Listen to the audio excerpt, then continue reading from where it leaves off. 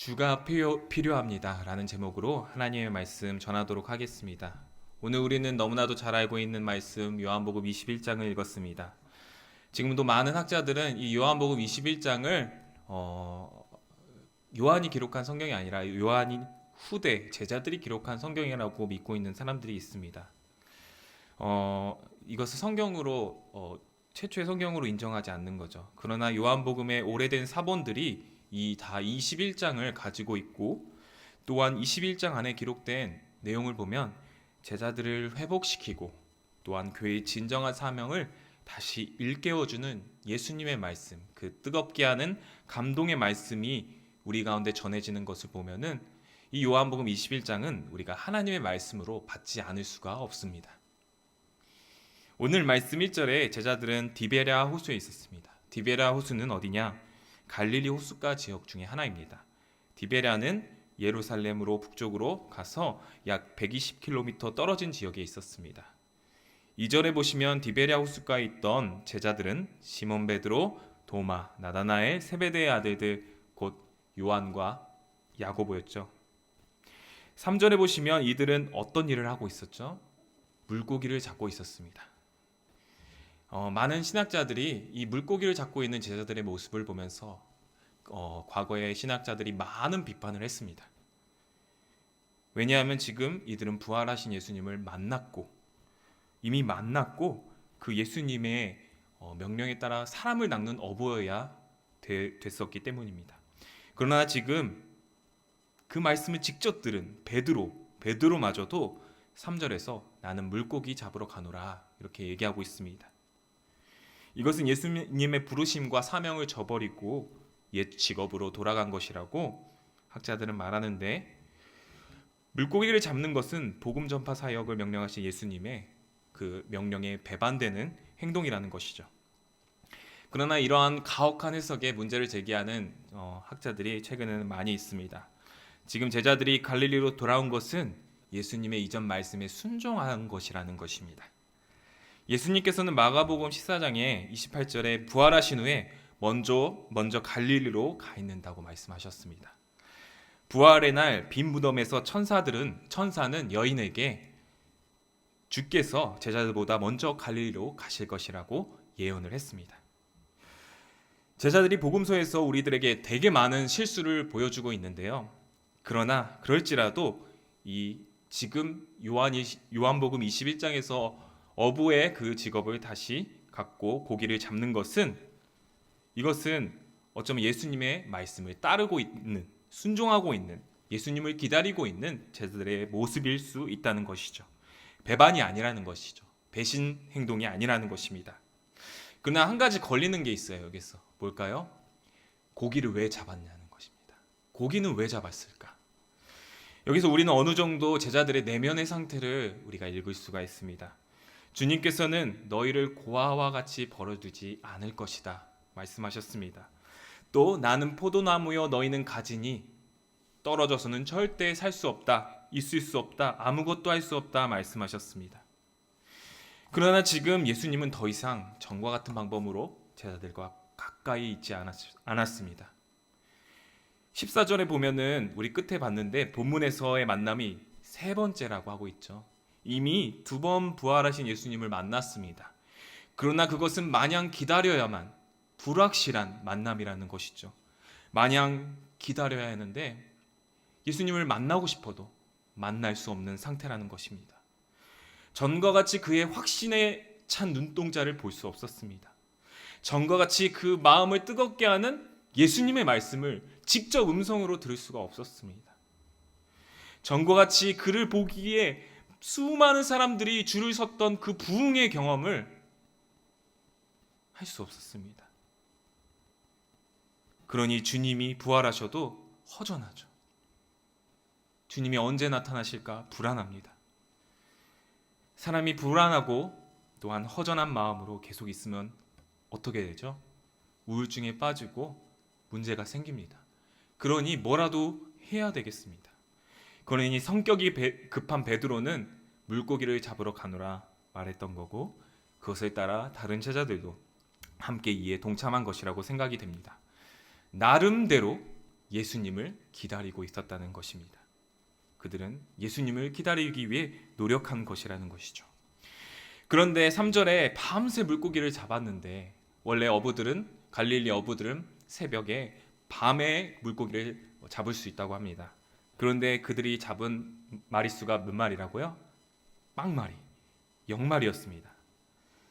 안 그래도 불안하고 낙심한 상태에서 밤새 물고기를 잡았지만 빈 그물로 돌아오는 제자들의 심정은 얼마나 더욱더 낙심되고 마음이 허전했을까요? 너무나도 지친 상태였습니다. 빈 그물은 단순히 그들의 경제적 실패, 공허한 마음만을 나타내지는 않은 것 같습니다. 비어있던 그물뿐만 아니라 그들의 삶 속에서 예수님이 사라진 그러한 영적 상태를 나타내고 있다는 사실이죠. 3년 동안 늘 같이 따라다니면서 동거동락하면서 같이 자고 먹고 마시며 했던 그 예수님이 십자가에, 내가 존경하는 그분이 십자가에 처참하게 죽으셨습니다. 얼마나 정신적인 충격을 받았겠습니까? 부활은 하셨습니다. 그런데 옆에 계속 있지 않으십니다. 자꾸만 의심이 듭니다. 딴 생각을 안 하려고 무언가는 합니다. 고기를 잡습니다. 우리도 이러한 모습이 있는 것 같아요. 기도하기 위하여, 무언가 하기 위하여, 기도하기 위하여 시간을 비워둡니다. 성경 말씀을 많이 읽으려고 합니다. 매번 힘들어서 그만두려던 봉사라도 하려고 합니다. 교회 봉사라도. 다시 열심히 하겠다고 다짐합니다.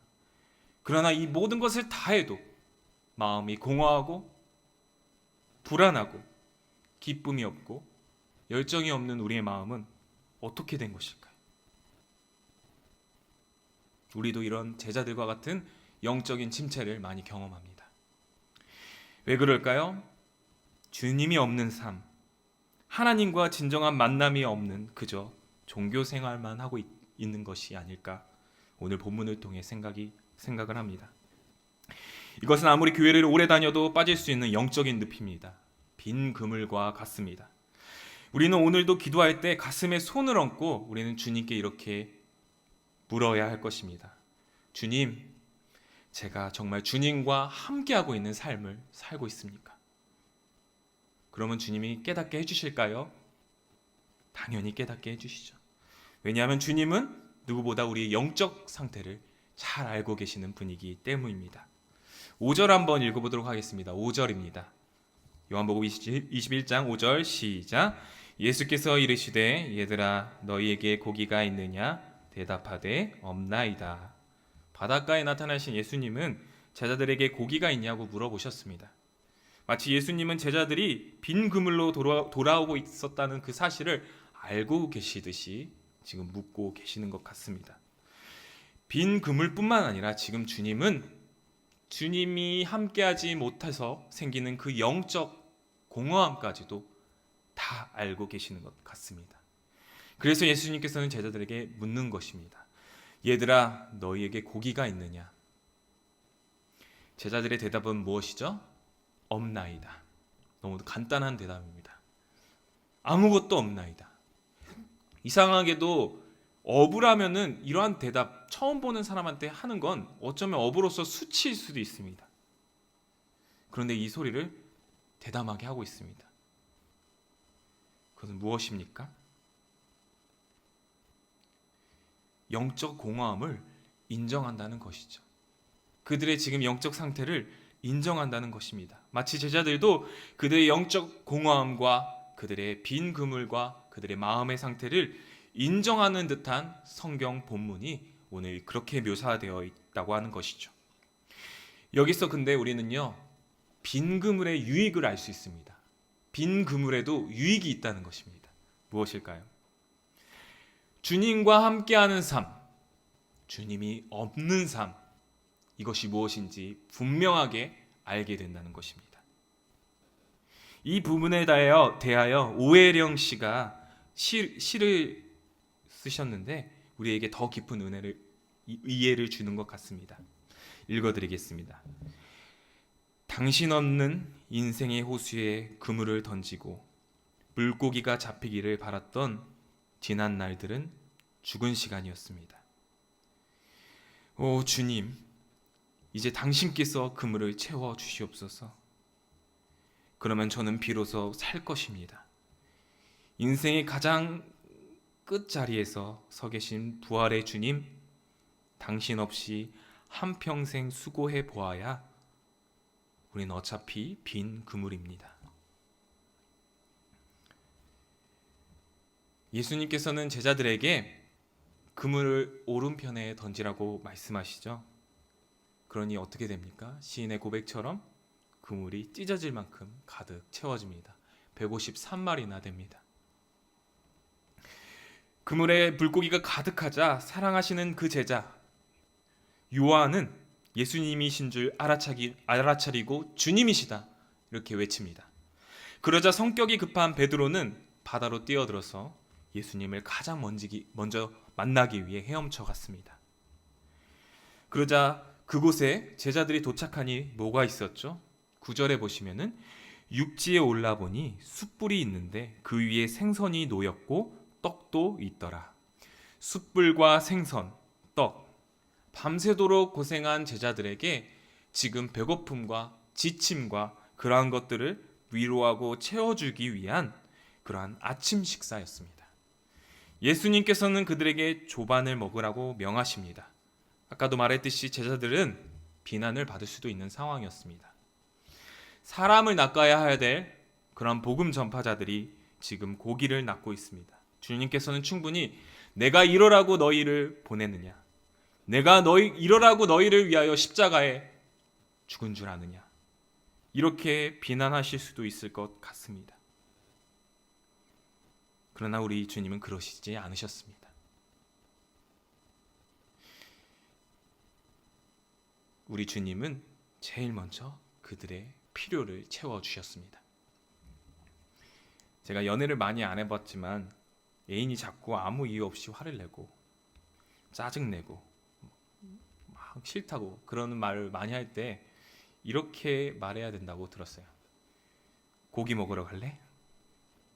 파스타 먹으러 갈래? 이러면은 갑자기 그 화가 자기도 알지 못했던 화가 많이 가라앉혀진다고 합니다.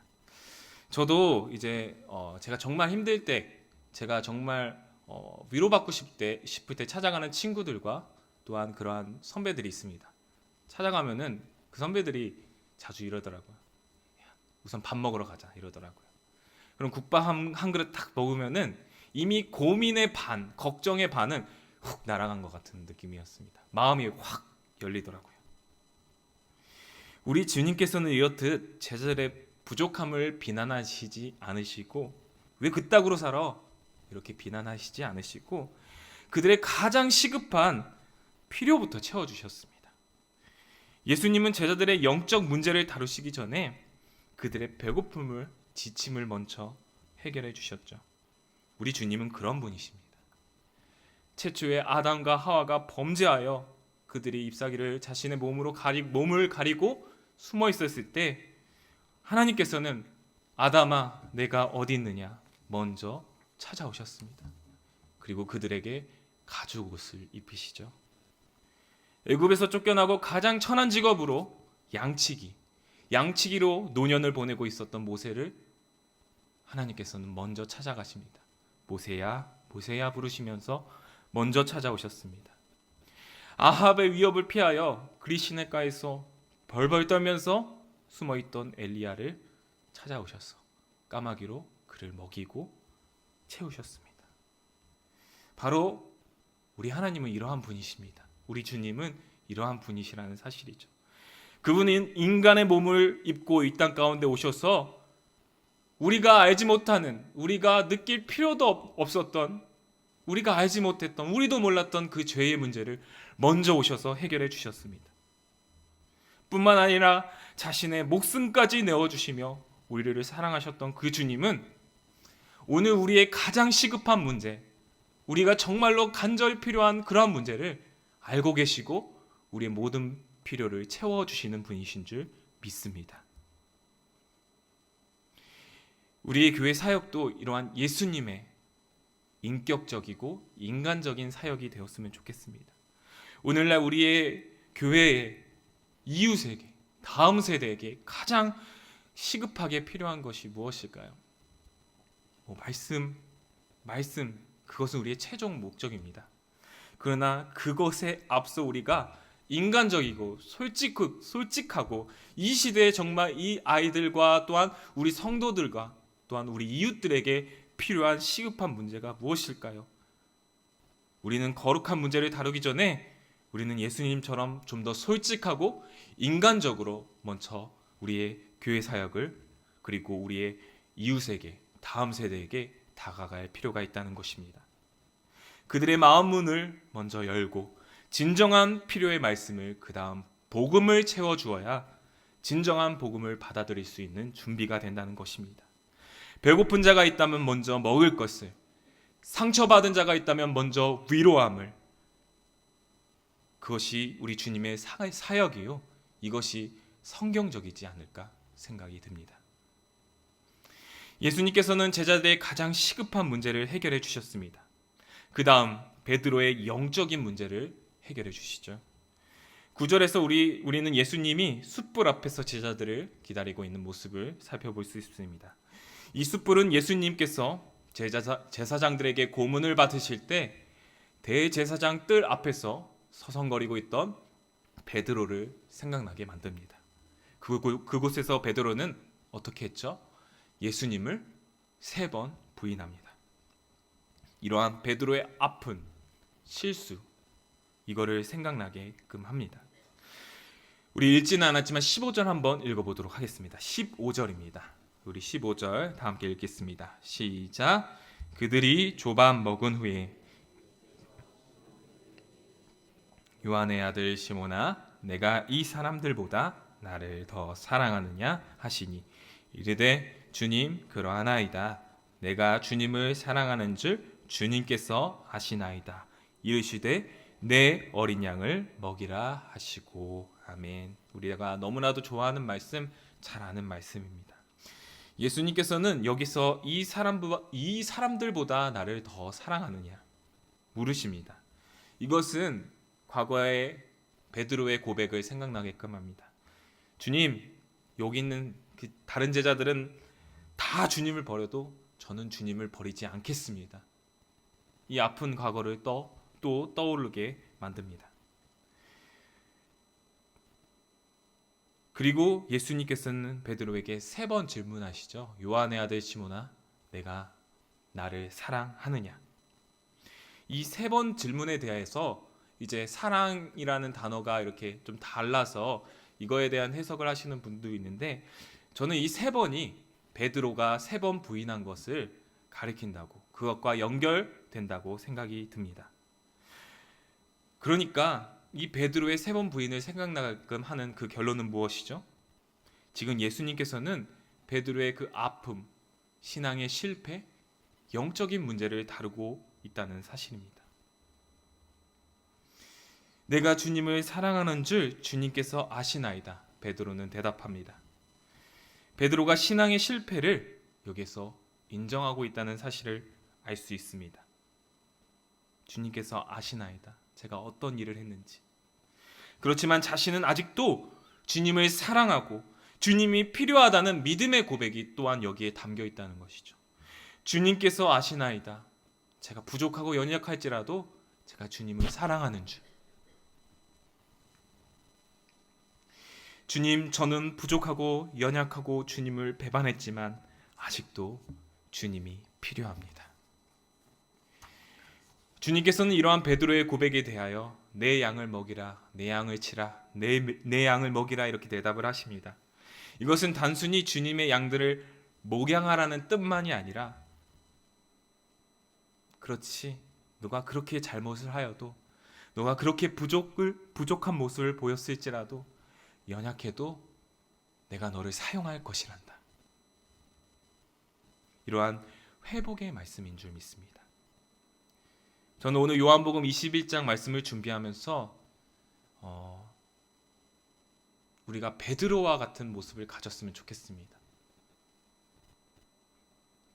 7절에서도 살펴보았지만 물고기가 이제 153마리 잡혔을 때도 베드로는 주님이시라는 요한의 말에 바다로 뛰어들어서 예수님께 단번에 헤엄쳐서 달려갑니다. 과거에 베드로 예수님께서 이러한 사건을 겪었죠. 처음 만났을 때 이와 똑같은 일이 있었습니다. 근데 예수님께서는 어떻게 하라 그러셨죠? 깊은 데로 가서 그물을 던지라. 거기에서 많이 잡혔어요. 근데 베드로가 예수님께 첫 반응이 뭐였죠? 보인 첫 반응? 주여, 나를 떠나소서. 나는 죄인입니다. 그러나 예수님께서 부활하신 후 자신이 얼마나 죄인인지 깨닫고 자신이 얼마나 부족한 사람이고 예수님을 배반한 사람인지 베드로는 알고 있었지만 이제는 예수님을 떠나고 숨으려 하지 않습니다. 예수님께 달려가고 있습니다. 예수님을 만나러 헤엄쳐가고 있습니다. 바다로 뛰어들고 있습니다. 오늘 우리의 기도 속에도 이 베드로와 같이 이러한 고백이 꼭 우리의 기도 속에 들어갔으면 좋겠습니다. 주님, 저는 당신이 꼭 필요합니다. 당신이 없는 삶은 빈 그물의 삶입니다. 저는 주님이 없으면 아무것도 못합니다. 주님, 저에게, 우리 가정에, 우리 교회에 찾아와 주시옵소서. 이 기도가 우리 가운데 있기를 소원합니다. 이것 말고는 우리가 회복할 길이 없는 줄 믿습니다. 이것 말고는 우리가 신앙의 기초를 다시 세울 그런 방법이 없는 줄 믿습니다. 주님, 당신이 우리는 필요합니다.